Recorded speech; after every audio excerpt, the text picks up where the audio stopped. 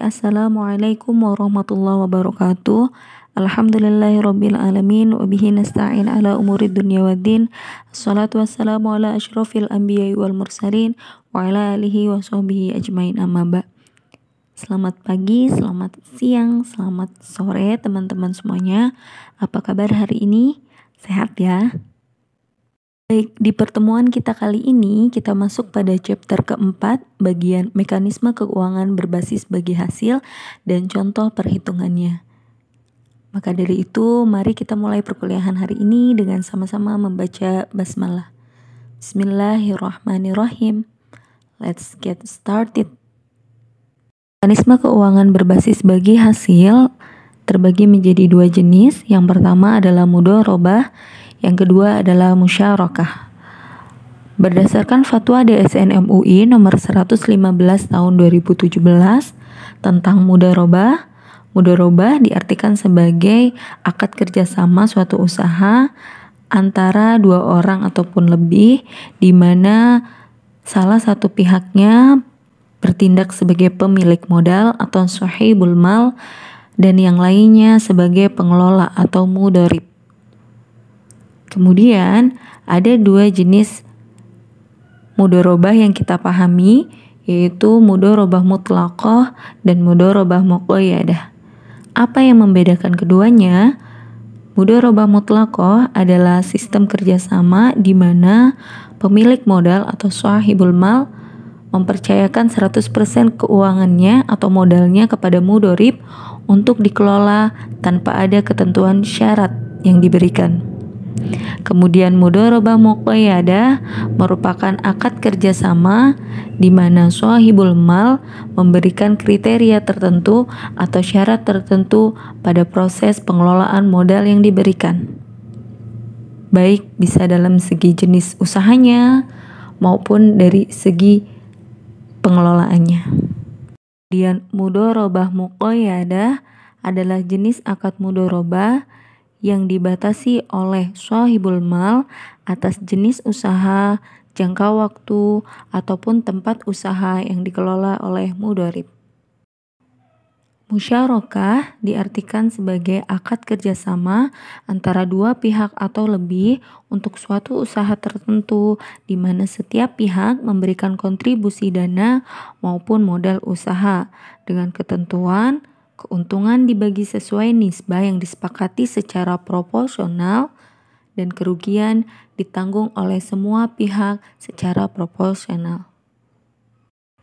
Untuk jenis-jenis akad musyarakah sudah kita bahas sebelumnya di pertemuan pertama ya.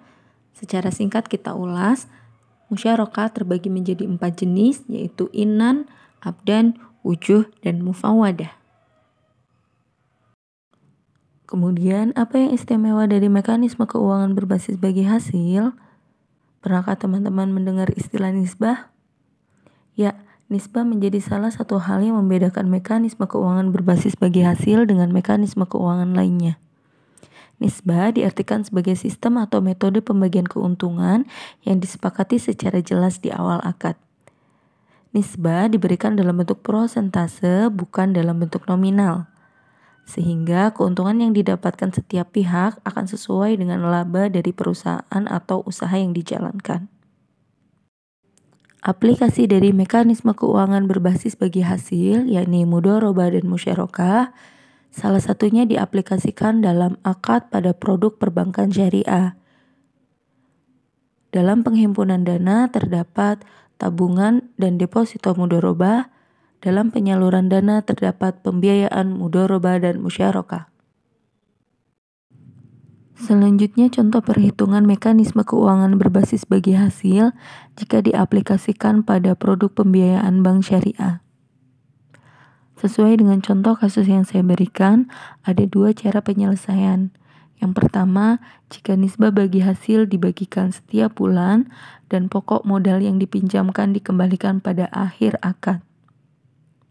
Untuk kolom D dan E, yaitu nisbah bagi bank dan nasabah, dihitung dengan cara prosentase nisbah bank dan nasabah dikalikan dengan pendapatan aktual. Sebagai contoh, untuk bulan 1, Nisbah bank 28% dikalikan dengan 6 juta, hasilnya adalah 1.680.000. Untuk nisbah nasabah, kolom E, 72% dikalikan dengan 6 juta, hasilnya adalah 4.320.000. Kolom F, cicilan pokok, diisi pada bulan terakhir. Total angsuran di kolom G, diisi dengan cara menjumlahkan nisbah bank ditambah dengan cicilan pokok. Begitu seterusnya. Cara yang kedua, perhitungan mekanisme keuangan berbasis bagi hasil dilakukan apabila nisbah dibagikan setiap bulan, kemudian pokok modal dicicil setiap bulannya dan dilunasi di akhir akad. Maka untuk mengerjakan kolom D dengan studi kasus yang sama, yakni pendapatan yang dibagi hasilkan, dilakukan dengan menggunakan rumus sisa hutang modal dibagi dengan total modal dikali dengan pendapatan aktual. Sebagai contoh, di bulan kedua, karena sebelumnya sudah mencicil 5 juta pada bulan pertama sebagai cicilan pokok, maka sisa hutang modalnya menjadi 120 juta. Dibagi dengan total modalnya 125 juta dikali dengan pendapatan aktualnya 5 juta, menghasilkan 4.800.000. Begitu cara mengerjakan untuk bulan selanjutnya. Untuk kolom nisbah bagi bank dan nasabah dikerjakan seperti cara yang pertama. Cicilan pokok ditulis 5 juta setiap bulan sesuai dengan perjanjian, kemudian sisanya dilunasi di akhir perjanjian atau di bulan terakhir. Kemudian kolom terakhir total angsuran dikerjakan dengan cara menjumlahkan nisbah bagi bank ditambah dengan cicilan pokok, yaitu kolom E dan kolom G.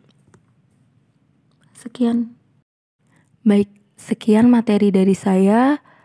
Kemudian dalam contoh soal masih ada kolom-kolom yang belum terisi dengan angka, maka saya minta teman-teman untuk mencoba mengerjakan.